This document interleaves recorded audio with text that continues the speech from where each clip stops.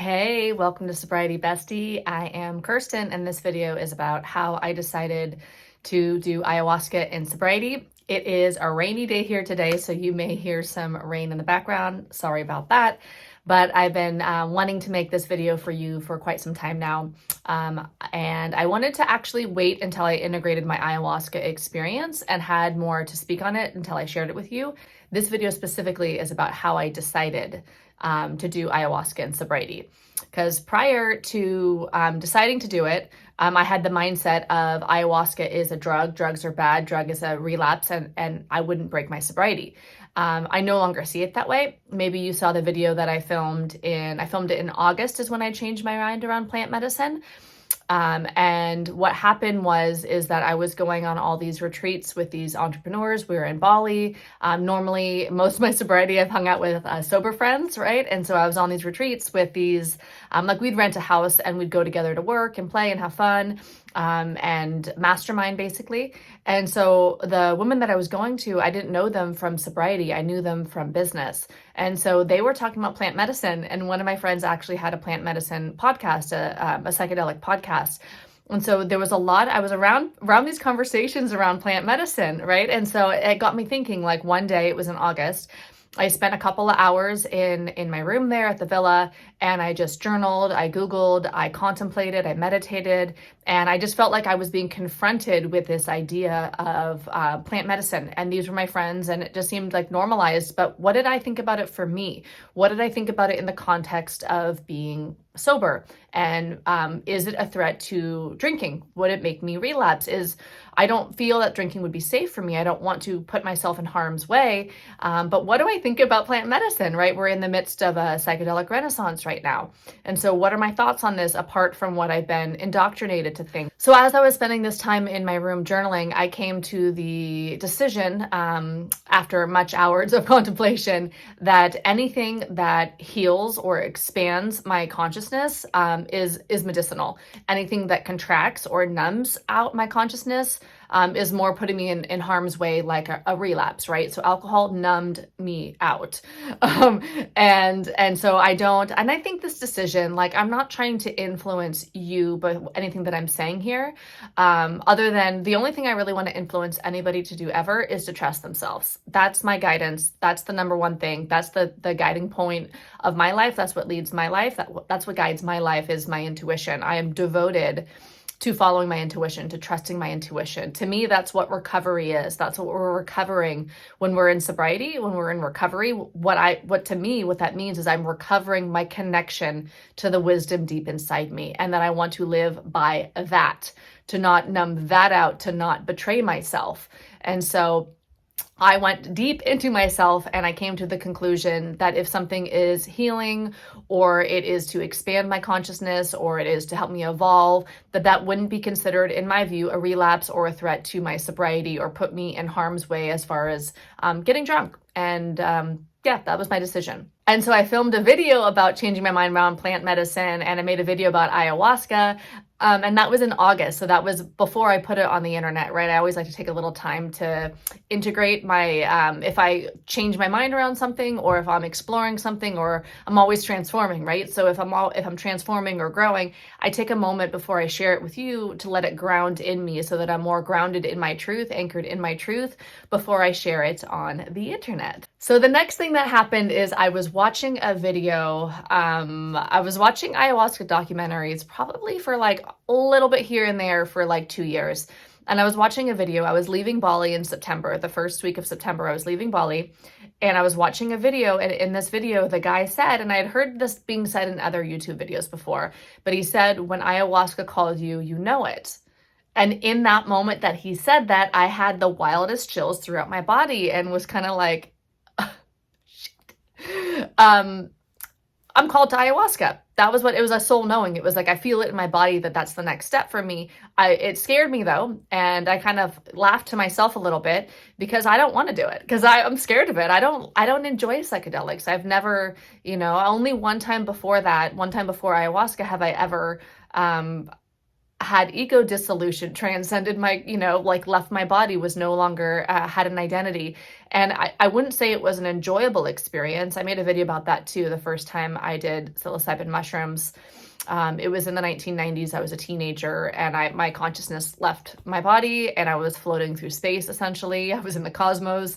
And I wouldn't say that I enjoyed that experience at all, but it completely transformed my life, and it gave me a foundation, especially at such a young age, to look at the world with like a spiritual perspective, like to know, very, very embodied in me, to know that we are souls inside bodies.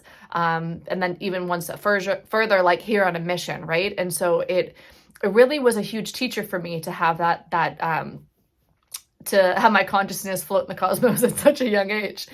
And so when I felt called to do ayahuasca, and the way that I know that something's aligned for me, the way that my body, the way that I feel it in my body specifically, and it's probably going to be different for different people, but maybe you relate to this. And let me know in the comments, like, how do you know when you feel called to do something? For me, it feels like full body chills. Like my whole body just gets the chills, and I feel like that is spirit, that is the great spirit, like a higher power, or that is my intuition, that is soul, that is a deeper knowing, a wisdom inside that is telling me this is the next step on your path. This is it.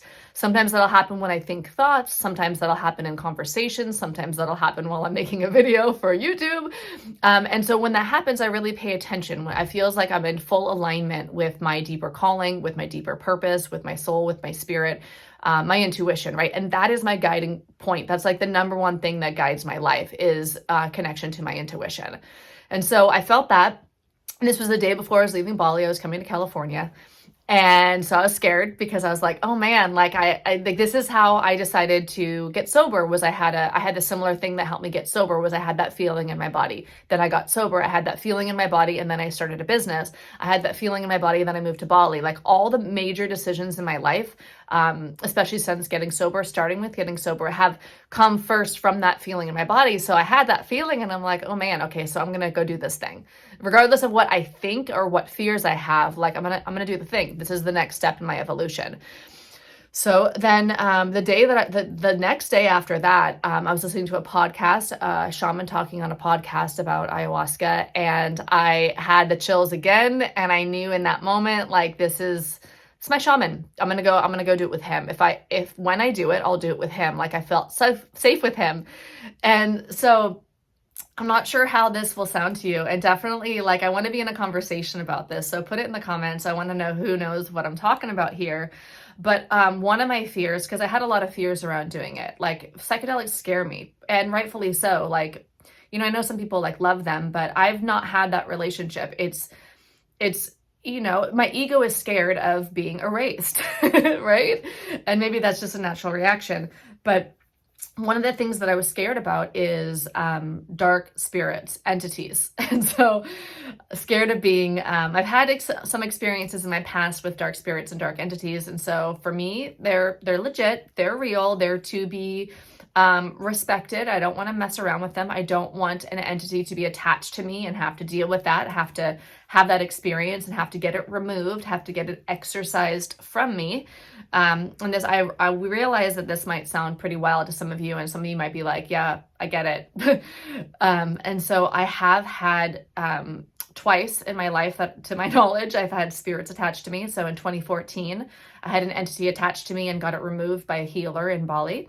And then in 2017, I also had a spirit attached to me. I actually saw it first, and it was a dark spirit. I saw dark smoke, like black smoke in the room, and then it attached to me. It was on me for like 5 days, and then I removed it myself. It was a very unpleasant experience. It was also a huge, like, initiation, like spiritual experience. It taught me a lot about energy, spirits, energy that can attach to us, and even like my ability to remove it, right? Our own ability to command and demand that energy, dark energy and negative energy, and energy that's not ours, to be cleared from us. Let me know, like, I really want to hear from you in the comments. Like, I could go deeper on these subjects and make individual videos about them. But for me, this has been very much a part of my sobriety, is becoming more and more conscious and aware of my energy, especially on the healing journey. So that was one of my fears. And maybe that's like an esoteric fear, but I was afraid. I didn't want to go someplace, open myself up to the spiritual realm and even deeper, and then have dark spirits come in. So whether that's an actual threat or not, that was something that scared me. And so when I heard this shaman talk on a podcast, he talked specifically about doing these spirit wars, like going in and uh, having a clear knowledge of dark spirits or these darker entities, and working with them and getting rid of them. And he sounded like a master to me, that he knew what he was doing. He had a lot of experience with it. So I felt like I would be safe, that fear felt ease. I felt like I'd be safe with him. Then I downloaded like a bunch of podcasts that he was in, and I listened to those on my flight. I had 36 hours of travel from Bali to San Francisco, including like a long layover in Singapore. And so I just listened to like a handful of podcasts that he was on, listened to him talk. I felt like I'm doing ayahuasca, I'm doing with him. I want to hear more about, just kind of feel it out more, right? Hear more about it. And so then I landed in San Francisco, and unfortunately my bags were not on my plane, which was a bummer, right? After 36 hours of travel, I was quite tired. And so what I decided to do, I was told that my bags were on a different flight coming from Singapore, and that they'd be at the airport at SFO 3 hours later. So I was like, right, well, so I got to wait here 3 hours for my bags. What am I going to do? I have my laptop. Why don't I go to YouTube? I love YouTube. And so I opened up my laptop, and YouTube's like, hey, check out this documentary. And it was a ayahuasca documentary featuring that shaman that I just been listening to. And so I was like, right, cool. So I started watching it, and like 5 minutes into it, I just had the crazy chills again, sitting there. I think I actually took a photo. I'll put it here if I can find it.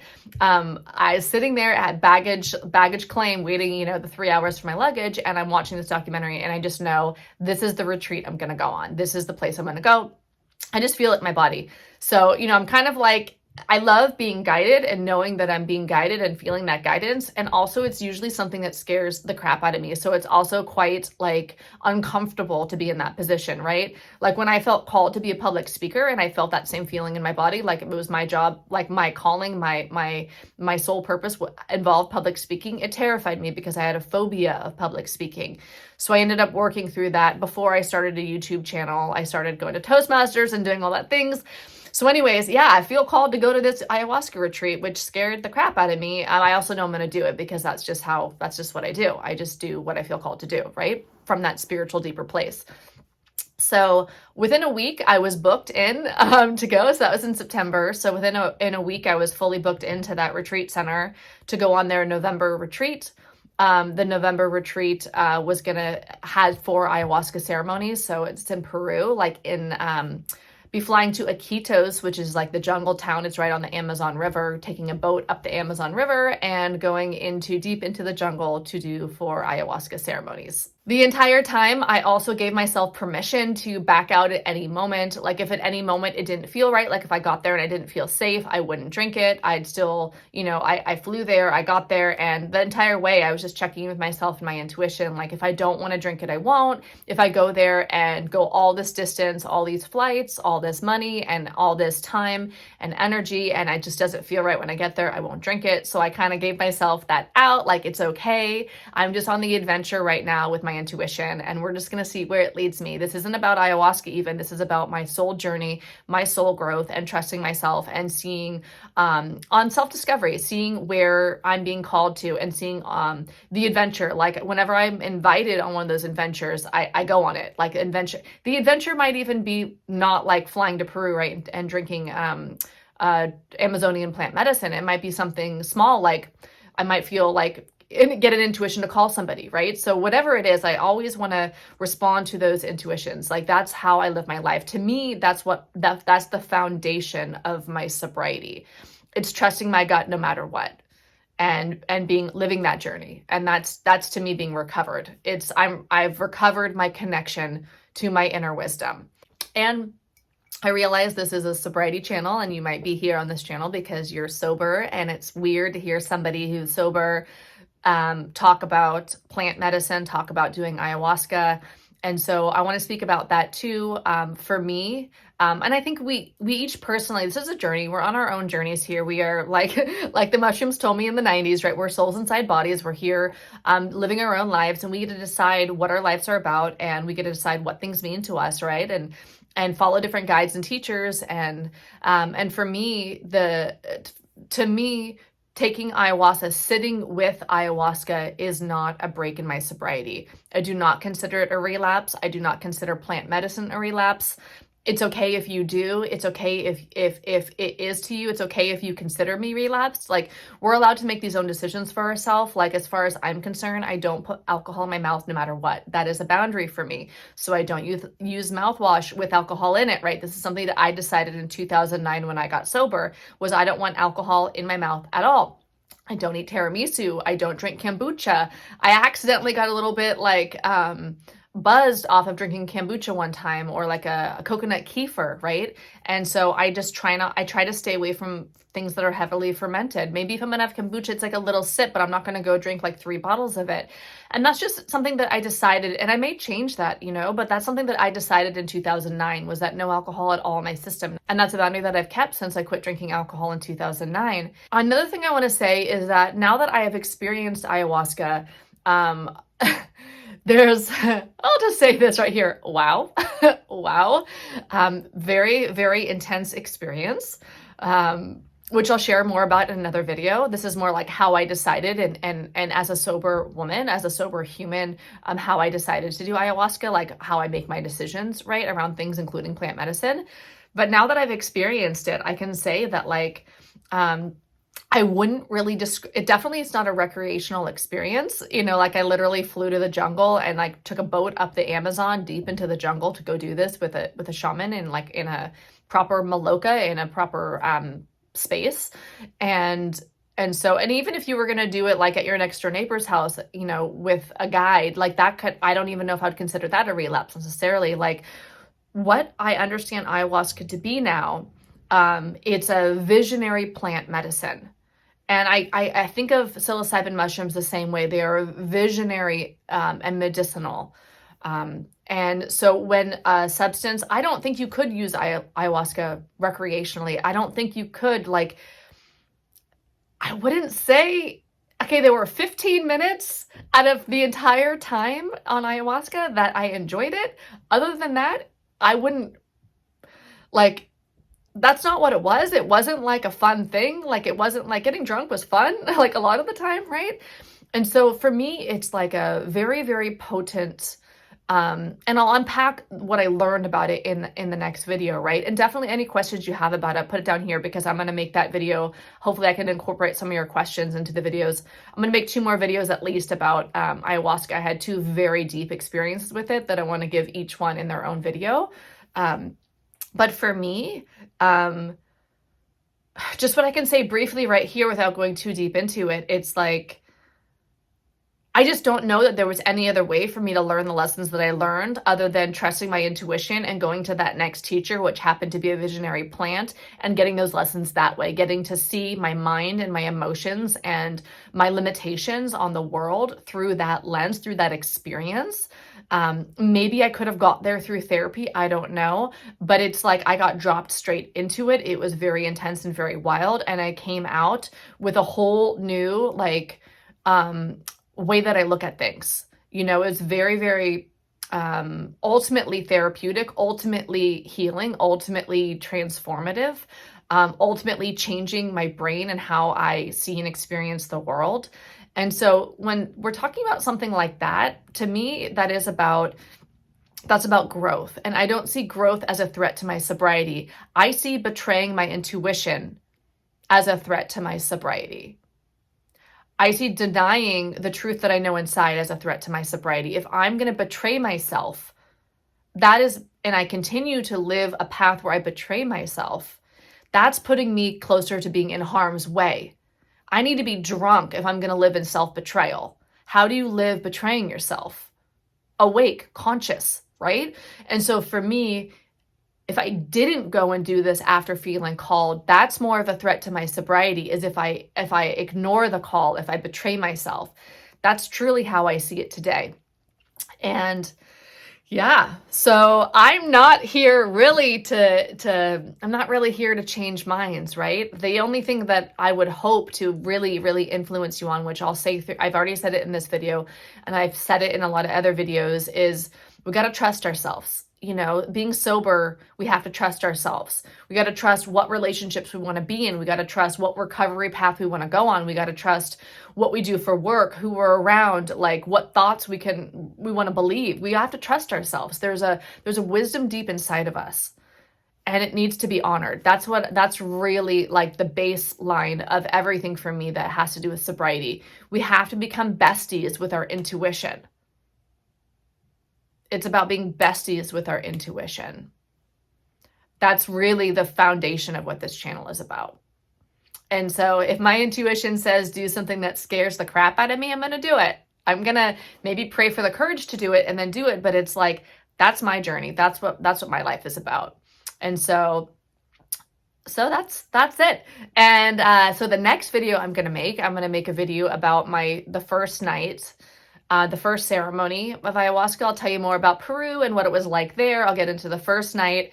And then I'm also going to make and the second night, I'll do that in one video. And then the next video I'll make about ayahuasca will be about my third experience, which was also really, really deep. And then the fourth ceremony as well. So put any questions you have below, and I will see you in the next video. Hope you're having a beautiful day out there.